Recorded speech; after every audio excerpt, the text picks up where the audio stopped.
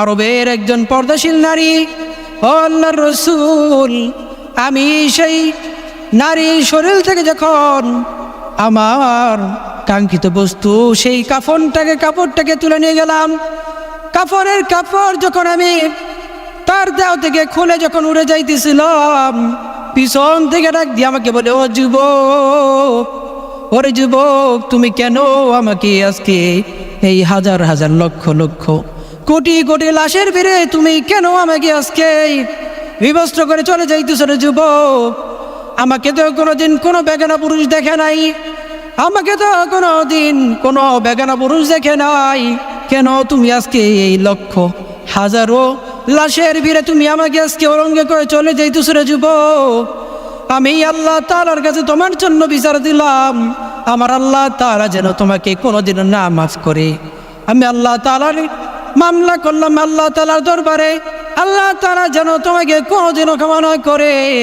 হুজুর, ওই মেয়েটার কথা শোনার পর আমার ভিতরে কেমন যেন একটা ভয় কাজ করতেছে। তখন থেকে আমার ভিতরে একটা অনুশোচনা জেগে উঠলো, হায়, আমি কি কাজ করি, আর কি কোনো পেশা নাই? আমি কেন কবর থেকে মানুষের দেহ থেকে খোলাই এই কাফনের কাপড় চুরি করে নিয়ে যাই? হুজুর, এখন আমার অনুতপ্ত হয়েছে, আমি এখন আমার এই গুনাহ থেকে পরিত্রাণ চাই। ও আল্লাহর রাসূল, আমাকে এই গুনাহ থেকে মাপ পাওয়ার একটা ব্যবস্থা করে দেন। আল্লাহর রাসূলের চোখের মধ্যে পানি ধর ধর করে শুরু করে দিল। আল্লাহর রাসূল বলেন, যুবক, এত জঘন্য তুমি কাজ তুমি কিভাবে করছো রে যুবক? এটা কি কোনো কাজ হলো নাকি? এই জঘন্যতম অপরাধের জন্য আল্লাহ তাআলা তোমাকে কোনোদিনও ক্ষমা করবে না রে যুবক। যাও, তুমি আমার চোখের সামনে থেকে দূরে চলে যাও। যুবককে যখন আল্লাহর রাসূল এই কথা বলল, যুবকটা বলল, আল্লাহর রাসূল গো, আপনি হলেন রাহমাতাল লিল আলামিন, আপনার কাছে এসেছি গুনাহ থেকে মাপ পাওয়ার জন্য। আপনার দরবার থেকে যদি তাড়াইয়া দেন, এই জমিনের মধ্যে আমাকে তো আর কেউ ক্ষমা করবে না। ও পয়গম্বর, আমাকে গুনাহ থেকে মুক্তি পাওয়ার একটা ব্যবস্থা করে দেন। আল্লাহর রাসূল বলেন, যাও যাও, তুমি আমার আর চোখের সামনে আসবে না যতক্ষণ পর্যন্ত তোমার জন্য আসমান থেকে কোনো সুপারিশ না আসে, ততক্ষণ পর্যন্ত তুমি আমার সামনে আর আসবে না। আলহামদুলিল্লাহ, আলহামদুলিল্লাহ ওয়াকাফা ওয়া সালামুন আলা ইবাদিহিল্লাযীনা ইসতাফা, আম্মা বা'দ। فقد قال الله تبارك وتعالى في كلامه المجيد وفي فرقانه الحميد. أعوذ بالله من الشيطان الرجيم. بسم الله الرحمن الرحيم. إن الذين قالوا ربنا الله ثم استقاموا تتنزل عليهم الملائكة ألا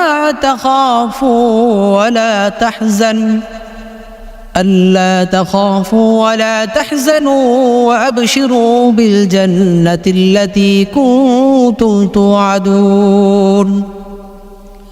فقال رسول الله صلى الله عليه وسلم: العلماء ورثة الأنبياء، أو كما قال عليه الصلاة والسلام. আলহামদুলিল্লাহ, আল্লাহ পাক রব্বুল আলামিনের দরবারে অসংখ্য গণিত শুকরিয়া যে মহান আল্লাহ পাক রব্বুল আলামিন পরওয়ারদিগার আলম আমাদেরকে এই ফেতনা জামানার মধ্যেও আল্লাহ পাক রব্বুল আলামিনের দ্বীনে একটি মজলিস, জান্নাতের বাগান, আফিয়া মাদ্রাসায় মাহফিলের মাঠে আমাদেরকে উপস্থিত হওয়ার জন্য, বসার জন্য, দ্বীনি কিছু কথা বলার জন্য তৌফিক দান করেছেন। এর জন্য আমরা সকলেই মন থেকে শুকরিয়া আদায় করি, আলহামদুলিল্লাহ। আল্লাহ পাক রব্বুল আলামিন যদি চাইতেন আমাদেরকে এখন দুনিয়ার অনেক ফিতনার কাজের মধ্যে আমাদেরকে শামিল রাখতে পারতেন। আল্লাহ পাক রব্বুল আলামিন আমাদেরকে দয়া করে মায়া করে তিনি আমাদেরকে দ্বীনি একটি মজলিস জান্নাতে বাগানের মধ্যে বসার তৌফিক দান করেছেন। সম্মানিত হাজরিন, আল্লাহ পাক রব্বুল আলামিন দুনিয়ার মধ্যে মানুষ সৃষ্টি করেছেন, তার একটি মাকসাদ আছে। সেই মাকসাদ হলো আল্লাহ তাআলা আমাদেরকে শুধু শুধু প্রেরণ করেন নাই, তিনি একটি মাকসাদ নিয়ে প্রেরণ করেছেন। সেটা হলো আমরা যেন আল্লাহ পাক রব্বুল আলামিনের দাসত্বকে পালন করি এবং তার হুকুম আহকামকে পালন করি, এবং তাছাড়া অন্য যত খায়সাত আছে আমরা যাতে এগুলি নিজেদের জীবন থেকে দূরে সরিয়ে দেই, এর জন্য আল্লাহ তাআলা আমাদেরকে এ দুনিয়াতে প্রেরণ করেছেন। সম্মানিত হাজিরিন, আল্লাহ পাক রব্বুল আলামিন মানুষ সৃষ্টি করেছেন, মানুষের মধ্যে ভুল ভ্রান্তি দিয়ে মানুষকে সৃষ্টি করেছেন। মানুষ যখন গুনাহ করে তখন আল্লাহ তাআলা বলে, বান্দা তুমি আমার কাছে ক্ষমা চাও, আমি আল্লাহ পাক রব্বুল আলামিন তোমাকে ক্ষমা করে দিব। আল্লাহ পাক রব্বুল আলামিনের কাছে যদি কোনো ব্যক্তি তওবা করে ক্ষমা চায়, আল্লাহ পাক রব্বুল আলামিন শিরকি গুনাহ ছাড়া তওবার বদলে আল্লাহ তাআলা সকল গুনাহকে মাফ করে দেন। সুবহানাল্লাহ। সম্মানিত হাজিরিন, আমরা মানুষ বলতে তো অনেক প্রকার ভুল আমাদের দ্বারা হয়ে যায়। মানুষ কত প্রকার ভুল করে ফেলে। এই ভুলের জন্য যদি কোনো ব্যক্তি আল্লাহ পাক রব্বুল আলামিনের কাছে ক্ষমা চায়, আল্লাহ পাক রব্বুল আলামিন তার কাছে যখন ক্ষমা চায়, মালিক সেই গুনাহ মাফ না করে থাকতে পারেন না। এর জন্য আমাদের দ্বারা যখনই গুনাহ হয়ে যাবে তখন আমরা আল্লাহ পাক রব্বুল আলামিনের কাছে গুনার জন্য ক্ষমা চেয়ে নেব। এই মুসলমান, জামানাটা ছিল নবীজির জামানা। নবীজি একদিন সকালবেলা সকল সাহাবায়ে কেরামদেরকে নিয়ে কথা বলতেছিলেন। এমন সময় একজন লোক বাহিরের মধ্যে হাউমাউ করে কান্না শুরু করে দিছে। তার হাউমাউ করে কান্নাকাটি দেখে সাহাবায়ে কেরামরা বলে, আল্লাহ রাসূল, একজন ব্যক্তি আপনার দরবারে পাশে এসে কান্না করতেছে। রাসূল বলে, কেন কান্না করে? তার আমার সামনে নিয়ে আসো। সাহাবায়ে কেরামরা তারে ধরে আল্লাহর রাসূলের সামনে নিয়ে আসলো। আল্লাহর রাসূলের সামনে আইসা দেখে সাহাবায়ে কেরাম সকলেই বসা। সেই ব্যক্তি নবীর সামনে এসে হাউমাউ করে কান্না শুরু করে দিল। সেই লোকের কান্না দেখে সাহাবায়ে কেরামরাও কান্না শুরু করলো। এই লোক, তুমি এত কেন কান্না করতেছো?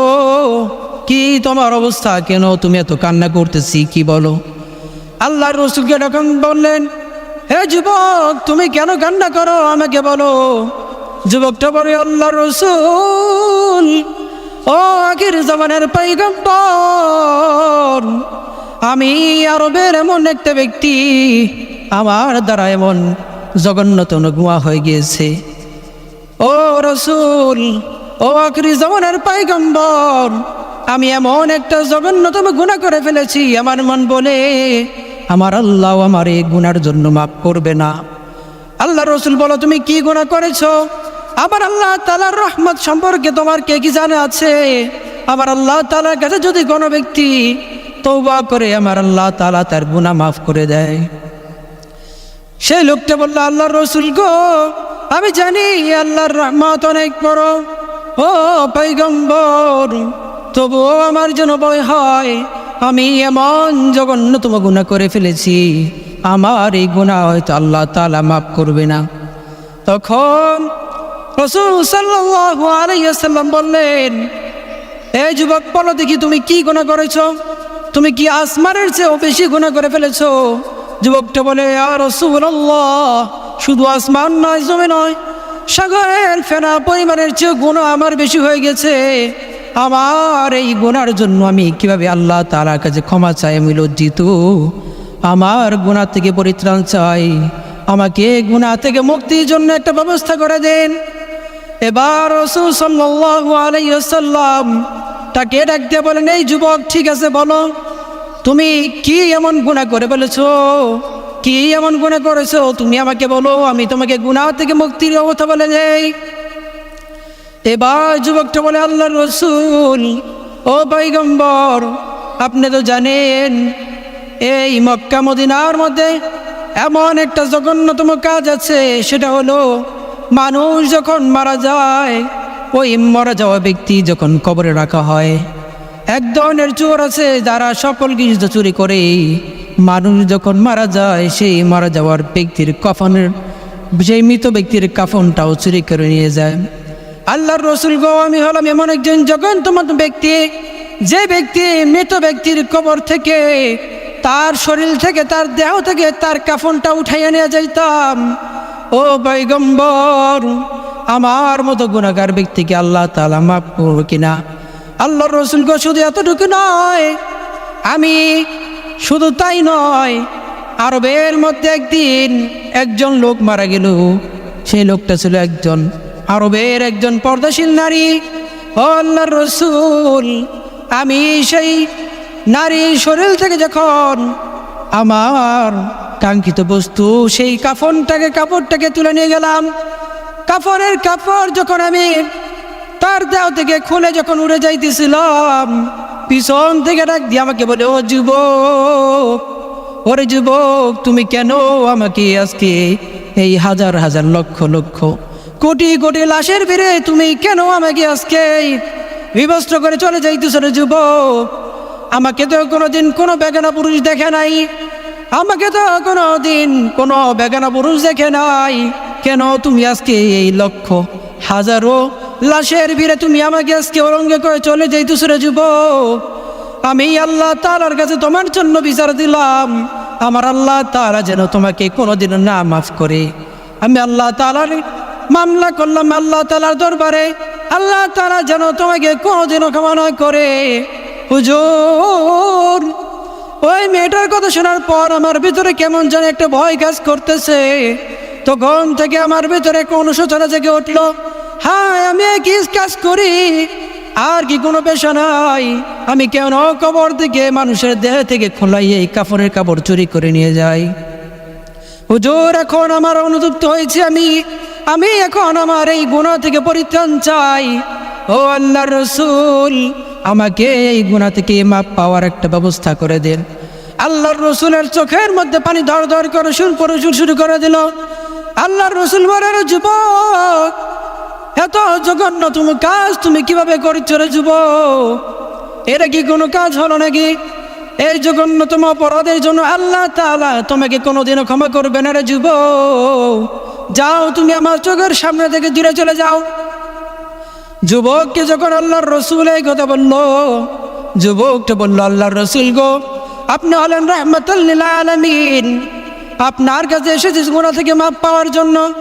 আপনার দরবার থেকে যদি তাড়াইয়া দেন, এই জমিনের মধ্যে আমাকে তো আর কেউ ক্ষমা করবে না। ও পয়গম্বর, আমাকে গুনাহ থেকে মুক্তি পাওয়ার একটা ব্যবস্থা করিয়া দেন। আল্লাহ রসুল বলেন, যাও যাও, তুমি আমার আর চোখের সামনে আসবে না যতক্ষণ পর্যন্ত তোমার জন্য আসমান থেকে কোনো সুপারিশ না আসে, ততক্ষণ পর্যন্ত তুমি আমার সামনে আর আসবে না। যুবকটা হাউমাউ করে কান্না করতে করতে পাহাড়ের উঁচু চলে গেছে। পাহাড়ের উপর যাইয়া যুবক একদিন নাই, 2 দিন নাই, 40টা দিন আসমানের দিকে তাকে বলে, ও মালিক, ও আসমানের মালিক, জমিনের মালিক আল্লাহ, আমার মতো গুনাহগার তোমার এই জমিনের নিচে আর কেউ নাই। ও আল্লাহ, আমার মতো গুনাহগার তোমার এই জমিনের মধ্যে আর কেউ নাই। ও মালিক, তোমার আমার মতো বান্দার অভাব নাই, কিন্তু তোমার মতো মালিক আমার আর কেউ নাই। ও মালিক, দুনিয়ার কোনো বাদশার কাছে যদি যাইতাম, সেই বাদশা আমাকে ক্ষমা করে দিত। ও আল্লাহ, মার কাছে যদি যাইতাম, মাও ক্ষমা করে দিত। কিন্তু মালিক, ওই বাদশা, ওই মার থেকে তোমার দয়া 1,000,000 কোটি গুণ বেশি। ও মালিক, তুমি আমার ক্ষমা করে দাও। ও আল্লাহ, তুমি যদি ক্ষমা না করো, তাহলে আমি এই গুনাহগার বান্দা কোথায় যাব? আমার তো আর কোনো মাবুদ নাই। ও মালিক, তুমি আমার ক্ষমা করে দাও। এরকম ভাবে সেই যুবকটা 1 দিন নয়, 2 দিন নয়, 40টা দিন আসমানের দিকে তাকাইয়া মালিকের দরবারে হাতখানা বিছাইয়া কাঁদে। খাওয়া নাই দাওয়া নাই, সেই যুবকের কালো হাবশিতে পরিণত হয়ে গেছে। এরপর আল্লাহ পাক রব্বুল আলামিনের কাছে যখন কান্নাকাটি করতে থাকি, একদিন সে যুবকটা বলে, ও মালিক, আমার যদি কোনো ক্ষমার অপশন না থাকে তাহলে তুমি আসমান থেকে আগুন পাঠাই আমাকে পুরাইয়া ছারখার করে দাও, আর তোমার রসুলের কাছে আমাকে জানাইয়া যা তুমি আমাকে ক্ষমা করো নাই। ও মালিক, আমাকে তুমি ক্ষমা করে দাও, তুমি যদি ক্ষমা না করো তাহলে আমার ইহকাল পরকাল দোনো কারো বাতিল হয়ে যাবে। আসমানের দিকে তাকাইয়া যখন ডাকি, আল্লাহ তুমি আমারে ক্ষমা করে দাও, আমারে যদি ক্ষমা না করো আমার ইহকাল পরকাল শেষ। এরকম ভাবে কান্না করতে করতে একদিন আল্লাহ তাআলা হযরত জিবরাইলকে ডাকতে বলেন, জিবরাইল রে, যা আমার বন্ধুর কাছে যাইয়া বল আমি আমার সেই গুনাহগার বান্দাটারে মাফ করে দিলাম। সুবহানাল্লাহ। আল্লাহ পাক রব্বুল আলামিন এত বড় গুনাহকে মাফ করে দিলেন। আল্লাহর রাসূলের কাছে হযরত জিবরাইল এসে বলেন, ইয়া রাসূলুল্লাহ, ইয়া হাবিবাল্লাহ, আপনার এই উম্মত, যে উম্মতটা আপনার কাছে গুনাহ থেকে মুক্তি পাওয়ার জন্য এসেছিল, আমার আল্লাহ সেই বান্দাটাকে মাফ করে দিয়েছেন। আল্লাহর রাসূলের মুখে হাসির ছাপ। সাহাবায়ে কেরামরা জিজ্ঞাসা করে বললেন, ইয়া রাসূলুল্লাহ, আপনি এত আনন্দ কেন? আল্লাহর রাসূল বলে, ও আমার সাহাবীরা শোনো, অনেক দিন আগে আমার কাছে একটা আমার লোক আসছিল, সে বলেছে আমার কাছে ক্ষমা চাইছে, আমি তাকে ক্ষমার ঘোষণা দেই নাই, আমার আল্লাহ তাআলা তাকে আজকে ক্ষমা করে দিয়েছেন। ও আমার সাহাবীরা, চলো চলো, ওই লোকটার কাছে আমাকে নিয়ে যাও, আমি তাকে এই সুসংবাদ দিব। ইয়া রাসূলুল্লাহ, এই লোকটা কোথায় আছে আমাদের জানা নাই, কিন্তু গভীর রাত্রে যখন হয়ে যায়, ওই আসমানের দিকে তাকিয়ে কে যেন ওই দূর পাহাড় থেকে বলেন, ও মালিক, ও মালিক, ক্ষমা করে দাও। এরকম ভাবে আল্লাহর কাছে কে যেন রোনাজারি করে কান্নাকাটি করে। হুজুর, আমাদের মনে হয় সেখানেই সেই ব্যক্তিটা হবে। আল্লাহর রাসূলকে সেই পাহাড়ের উপর নিয়ে যাওয়া হয়, যায় দেখে সেই লোকটা সুন্দর একটা ছেলে ছিল, 40 দিন রৌদ্রে পুড়ে কালো হাবশিতে পরিণত হয়ে গেছে। কান্না করতে করতে চোখের নিচে দাগ এসে পড়েছে। আল্লাহর রাসূল তার মাথার মধ্যে হাত দেয়া বলেন, ও আমার সাহাবী, আর কান্নাকাটি করো না, আমার আল্লাহ তাআলা তোমাকে ক্ষমা করে দিয়েছে। সম্মানিত হাজিরিন, এত বড় জঘন্যতম অপরাধ করার পরেও আমার আল্লাহ তাআলা তাকে যদি ক্ষমা করে দেয়, তাহলে আমরা মুসলমানরা কেন আল্লাহ তাআলার কাছে ক্ষমা চাই না? কেন আল্লাহ তাআলার কাছে রোনাজারি করি না? আমাদের দ্বারাও তো কত প্রকার গুনাহ হয়ে যায়, কেন আমরা মালিকের কাছে ক্ষমা চাই না? আর কতকাল এভাবে থাকবো? কালো দাড়িগুলো সাদা হয়ে গেছে। ও যুবক, তোমার মতো কত যুবক আজকে সেই অন্ধকার কবরে চলে গিয়েছে রে যুবক। এখনো কি তোমার হুঁশ আসে না? আর কতকাল গেলে তোমার কবরের কথা স্মরণ হবে? আর কতকাল গেলে তোমার আল্লাহর কথা স্মরণ হবে? আমার উদাত্ত আহ্বান, আল্লাহ তাআলার কাছে ক্ষমা আছে, আমরা সবাই মুমিন মুত্তাকিন হয়ে যেতে চাই। ঠিক কেন ঠিক? আল্লাহ পাক রব্বুল আলামিন আমাদেরকে বেশি বেশি করে আল্লাহ তাআলার হুকুম আহকাম আমল করার তৌফিক দান করুক। এবং যে কথাগুলো বললাম, আল্লাহ তাআলা সর্বপ্রথম আমাকে এবং আমরা যারা শুনলাম সকলকে বুঝে শুনে আমল করার তৌফিক দান করুক। সকলেই বলি আমিন। ওয়া আখিরু দাওয়ানা আলহামদুলিল্লাহি রাব্বিল আলামিন।